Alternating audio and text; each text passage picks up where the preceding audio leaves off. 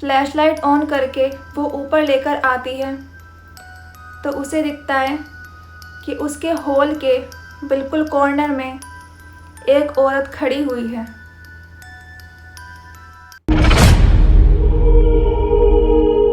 Hello guys, welcome to my YouTube channel. मेरा नाम है प्रिया और मैं लेकर आई हूँ रेलवे हॉरर स्टोरी का पार्ट 2।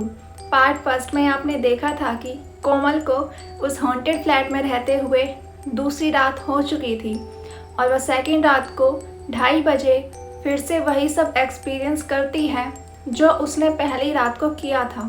फिर से उसके गेट के खुलने की आवाज़ आती है, उसके रूम के अंदर वही औरत आती है और फिर से घंटी बजाती है और कुछ चैंट करती है अपनी ही भाषा में। कुछ देर बाद वो चली जाती है और उसके जाने के बाद कोमल को कब नींद आ जाती है उसे पता ही नहीं चलता। 2 रात हो चुकी थी, कोमल को ऐसे आराम से नींद आ जाती थी जैसे कि कुछ हुआ ही ना हो। शायद ये कोई उस भूतनी का पोजेशन का असर होगा, क्या ही कह सकते हैं। वो रात भी किसी तरह बीत जाती है। अब कोमल वीक होने लगी थी। उसकी रात में अच्छे से नींद पूरी नहीं होती थी, जिस कारण उसे कोचिंग पर भी वीकनेस फील होती थी। कोमल को इतनी वीकनेस आ चुकी थी कि वो अपनी कोचिंग पर बेहोश हो जाती है। उसे हॉस्पिटल ले जाया जाता है।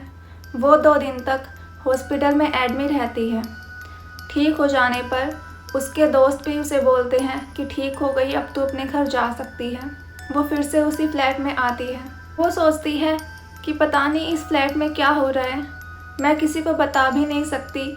दोस्त को बताऊंगी तो वो मजाक उड़ाएंगे। घर पर तो कुछ बता ही नहीं सकती क्योंकि अगर उन्हें पता चल गया तो वो फिर से अपने घर बुला लेंगे। फिर कोमल को ध्यान आता है, मैंने तो फ्लैट में मंदिर ही नहीं लगाया, कोई भगवान की फ़ोटो है ही नहीं। फिर वो उसी वक्त अपने रूम में भगवान का एक छोटा सा मंदिर लगा लेती है।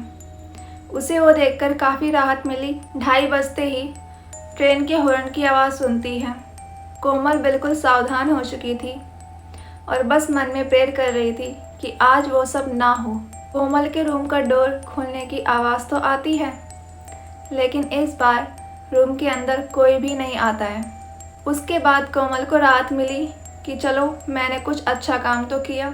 कोमल सोचती है कि ऐसे मैं कब तक गुजारा करूँगी, मुझे कोई दूसरा फ्लैट देखना होगा।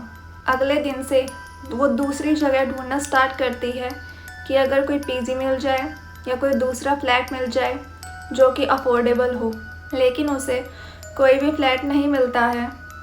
और फिर आती है रात।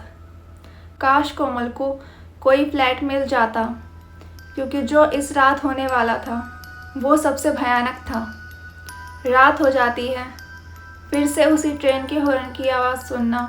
इस बार कोमल के रूम का डोर खुलता नहीं है, बल्कि बाहर से आवाज़ आती है, क्या करती है, आने देना मुझे।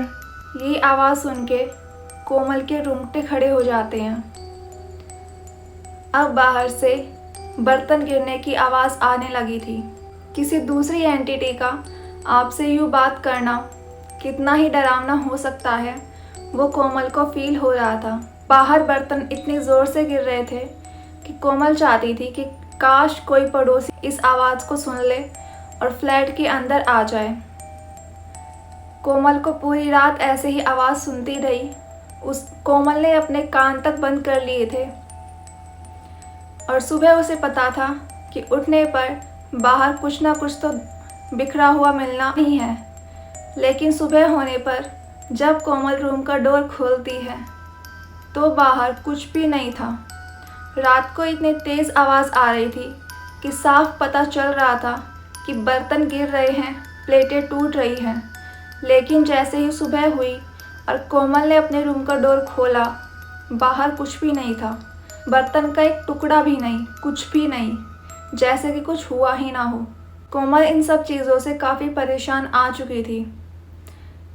वो एंटिटी रूम के अंदर तो नहीं आ पा रही थी, लेकिन वो घर के अंदर तो थी। उसी दिन कोमल कोचिंग से जब फ्लैट पर आ रही थी, वो रोड के साइड में चल रही थी। उसने अपने हाथ में एक मौलवी का धागा पहना हुआ था। वो बिल्कुल आराम से साइड में चल रही थी, लेकिन अचानक रोड के साइड में एक जाली आ जाती है जो रेलिंग पे लगी हुई होती है। उसमें कोमल के हाथ अटक जाता है, जिसके कारण अचानक उसका मौलवी धागा टूट जाता है। कोमल के हाथ में एक भी निशान नहीं आता है, लेकिन उसका धागा टूट चुका था। कोमल सोचती है कि ये एंटिटी घर में ही नहीं, बाहर भी मुझे नुकसान पहुंचा सकती है। एक हाथ में खरोच तक न आना, लेकिन वो मौलवी धागा टूट जाना, कोमल इससे काफ़ी डर चुकी थी। लेकिन एंड में आना तो उसे फ्लैट में ही था। वो अपने बिल्डिंग के चौथे माले पर जाती है, जहाँ पर उसका फ्लैट था। जैसे ही वो उस फ्लैट का मेन डोर खोलती है, फ्लैट के अंदर जाकर हॉल की लाइट ऑन करती है, उस फ्लैट में अंधेरा हो जाता है। वो लाइट अपने आप बंद हो जाती है। कोमल हड़बड़ा जाती है और जल्दी से अपने फ़ोन की फ्लैश लाइट ऑन करती है। फ्लैश लाइट ऑन करके वो ऊपर लेकर आती है तो उसे दिखता है कि उसके हॉल के बिल्कुल कॉर्नर में एक औरत खड़ी हुई है। वो औरत कोमल से क्या चाहती है, वो कोमल को परेशान क्यों कर रही है, इस फ्लैट में ये औरत की एंटिटी कैसे है, ये सब जानने के लिए आपको देखना होगा इसका पार्ट 3। तब तक के लिए बने रहे। आई होप आपको आज की स्टोरी पसंद आई होगी। अगर आपको आज की स्टोरी पसंद आई है तो लाइक करके ज़रूर जाना और कमेंट ज़रूर करना, और अगर आप इस चैनल पर न्यू हो तो सब्सक्राइब ज़रूर करना। Thanks for watching.